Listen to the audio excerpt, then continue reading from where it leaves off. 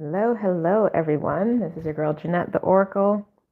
Trying to knock out these last couple videos. Girl is fresh-faced, giving you flawless skin on this beautiful morning.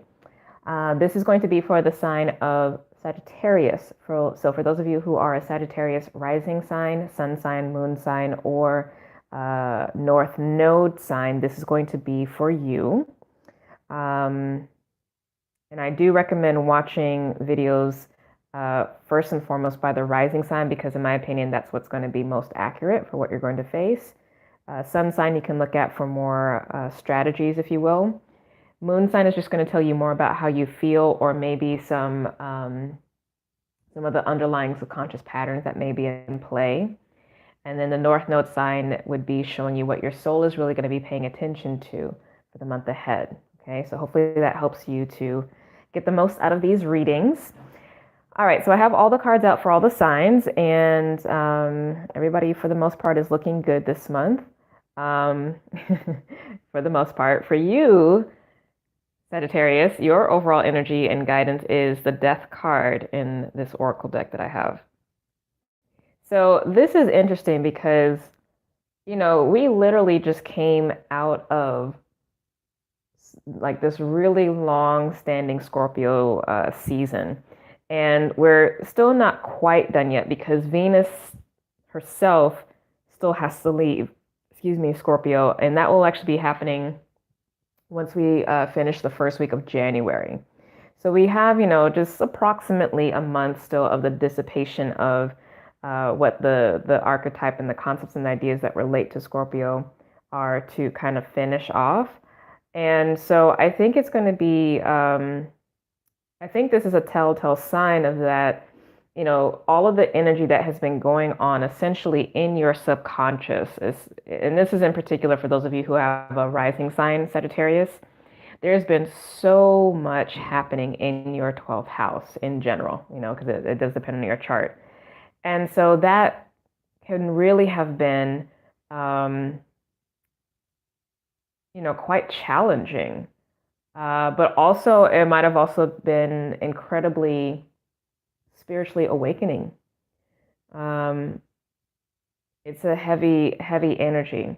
But I don't actually see it as a bad thing because, since that longer term cycle and focus on Scorpio is done, I think this card of Death here to start you out for the month is very much about giving yourself the chance right now to really understand how far you've come, the cycles that you've closed out, and to allow the process of death to fully complete so that you can have the birth of the new. Because, now that Jupiter is back in its home sign, in your sign, things are rearing to go. And so this Death card is very much going to be about transformation and about shifting into the new. But I think, especially when we're in the first couple of degrees of the Sagittarian energy, there still is, of course, hints of a Scorpio, of the Phoenix rising. And I think that that's an important component for you to pay attention to for yourself this month, is to see where you have risen from the ashes in your own life. Okay. So with that said, in terms of relationships, for those of you who are currently in committed partnerships, I do see that there is some kind of new beginning or leveling up in the status of the relationship. So maybe this is a marriage, maybe this is two of you moving in together, maybe this is announcing the relationship to friends and family, maybe this is a new baby, maybe this is buying a home, but there's some kind of practical, fundamental, possibly rudimentary shift that happens for you. But I do think it is positive. It opens the door for new experiences for the both of you to have, and it should also be strengthening the bond. So that's beautiful, especially for holiday season, right? Now, for those of you who are single and looking, I think that this month you are probably just going to be chilling on relationships. So if you have, just started recently dating someone, you'll probably just chill with them for the rest of the year. If you haven't found anyone, you're probably just going to be like not wanting to really focus on that. And I would say that would be a good thing. Like give yourself a chance to rest, especially again, because we have the death card as overall energy. And we are honestly shifting into winter. So take it easy and make sure that you get some rest. Now, in terms of your finances, and then we'll look at career. So for finances, that's actually looking really nice. I think that you may find you're going to be spending a lot of money, but you should also be receiving a lot as well too. But just, if you know that you have some things you have to handle, just, manage your budget. But I think you'll be fine with money. Like, I don't think that there's really going to be any big issues there. That energy is looking good for you. And there is going to be some new opportunities, but possibly a new job if you're looking for a new job or something else to shift into with work, some way to expand your financial experience. That should be actually coming to pass as we come into the new year. So continue to, again, if you are looking for work, do what you need to do to test the waters a bit, if you, so to speak, and see what is there. But I think also too, you've been working a lot, you've been making a lot of investments in other people, possibly spending a lot, maybe on like family and stuff. So I don't know if that will necessarily shift right now. That might be why there's a sense of a lot of money coming in and a lot of money going out this month. But overall, like, you will be able to meet the needs. So I think ultimately you will be fine. And then, yeah, if you are looking for work, if things are a little touch and go, just kind of curtail spending as much as you can now so that you don't feel as constrained in January if you're still kind of looking for something. And then for career, it looks like there is, sorry, somebody's walking by. For career, it does look like something is going to come around for you. It may be like a late notification about something. Maybe you're like, oh, I went on like an interview, 2 interviews, I haven't heard anything, and then just like it's been like weeks and weeks, and then all of a sudden you hear something. That might be that situation. There might also be a situation where an opportunity comes to you, or you get told about an opportunity due to your network of people. So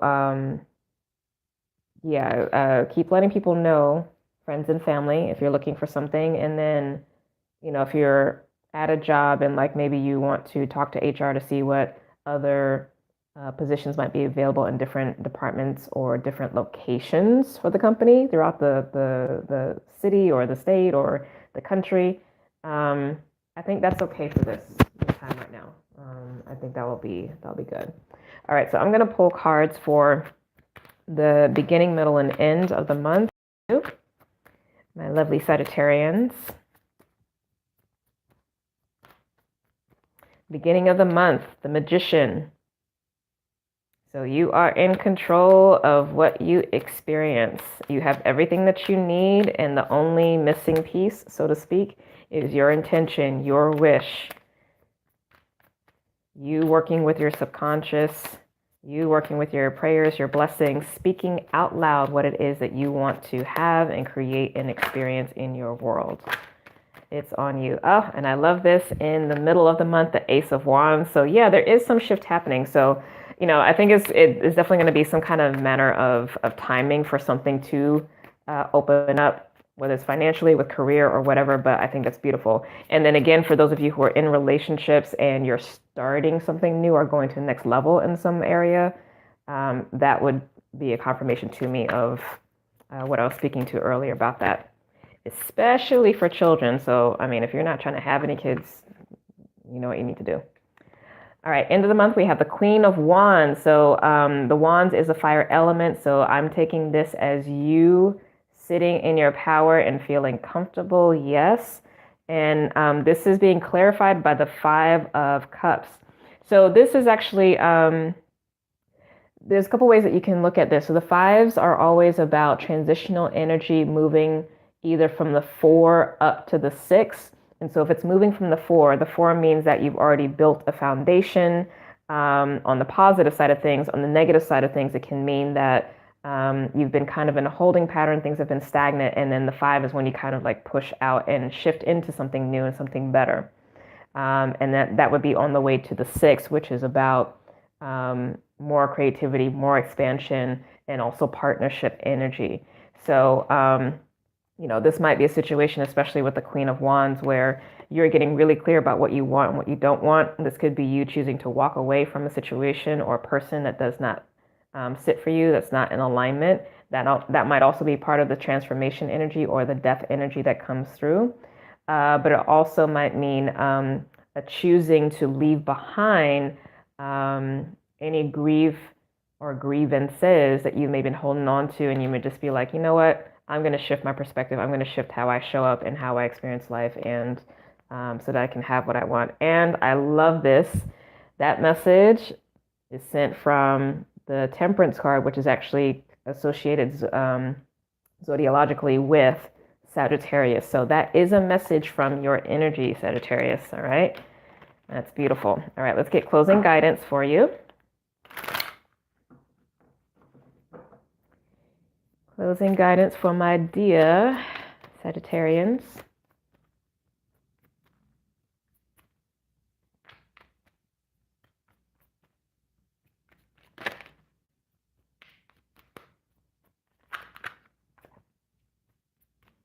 Closing guidance for Sagittarian energy. Oh, we had a lot come out, so I will take it because it's on the grounds of the Emperor, which is another fire energy.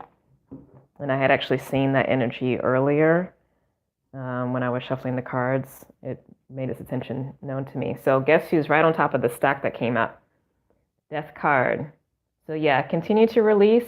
And if you've been releasing, the other thing about the death card energy is, to me, this is also winter. This is that fall winter corridor, and it's just like, it's time to go into hibernation and just chill because the cycle is ending and something new is popping up. And guess what's next? The 2 of Pentacles or Earth energy. And this is, there's been a lot of activity, and now it's time to sit in the deep womb of the feminine, just for the time being. This is only going to be a month, and then it's going to flip back up and it's going to be high activity once we get back into January. And that would make sense because that's when Uranus is going direct in Aries. So that's going to give you another boost of energy. And then we're going to dip back down into more of this quiet time, probably when Uranus makes its shift into Taurus, or maybe when Mercury goes retrograde.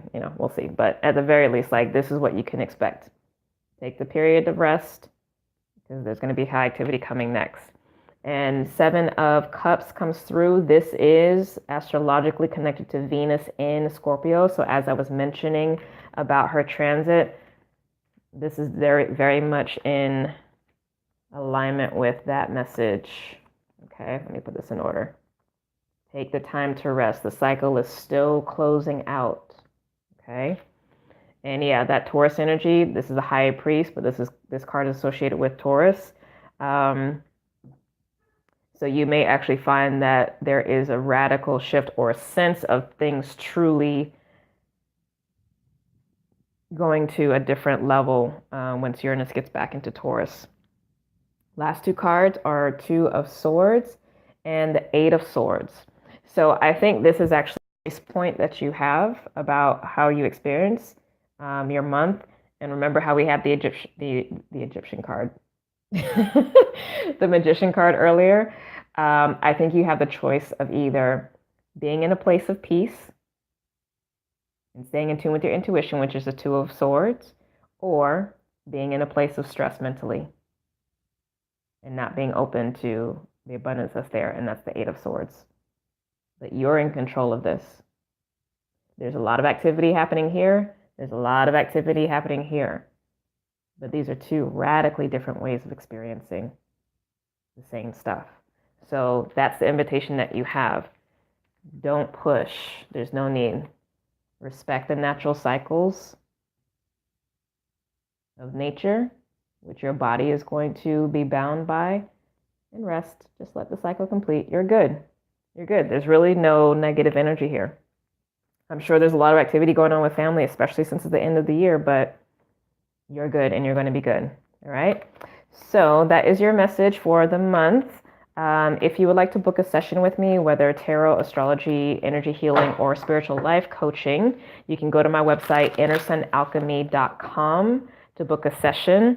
I have limited time available for December because one, I am going to be resting a lot, like significantly, in part because I've done a lot, like I've done so much in the past couple months. And there's a lot that I'm going to be doing for next year. So it's not it's not an option for me to rest this month, but also, of course, folks are wanting to do their 2019 forecast. So I'm also busy with clients, gratefully so. So if you want to book a session, please do so sooner rather than later. And then also, if you go to my website, you will see on the homepage information about the Lightworker Academy. So for those of you who work as coaches, as healers, yoga teachers, or what have you, and you feel the call to step up your game, step up your knowledge around energy work and healing and helping the clients, or whoever it is, that students, whatever that you work with, that might be the thing for you. So there's directions there on how to apply, as well as information on the price and all the classes and the topics that we will cover. So I encourage you to do so, to make the application, and that enrollment time will be open until January 2nd, because class starts on January 5th, and I need time to make sure everybody is good and squared away before we begin. If you're not already following me on Instagram, follow me at Inner Sun Alchemy. I do weekly astrology forecasts and weekly Lightworker forecasts, as well as share free healing that I do through crystal grids, as well as sharing inspirational quotes. So yeah, that's all of the announcements that I can think of right now. I also, if you've been following me for a while on Instagram, you know that I do weekly oracle talks. That's been kind of like up in the air just because I've been shooting my first film. But also, now that I figured out how to do live here on YouTube, I'm actually going to start doing them here on YouTube. So I don't have a set day of the week where I'm going to do them, but I will just start popping on randomly and seeing what day kind of fits for it. And, we'll go from there. So stay tuned, subscribe to the channel, click on the little bell that's next to the subscribe. And that way you'll get notified every time I go live, because from here on out, I'll just be doing lives for the video. Okay. But the Oracle talks specifically are when I will be answering questions. All right. So peace and blessings to you. Please get some rest this month, and I will see you soon. Bye.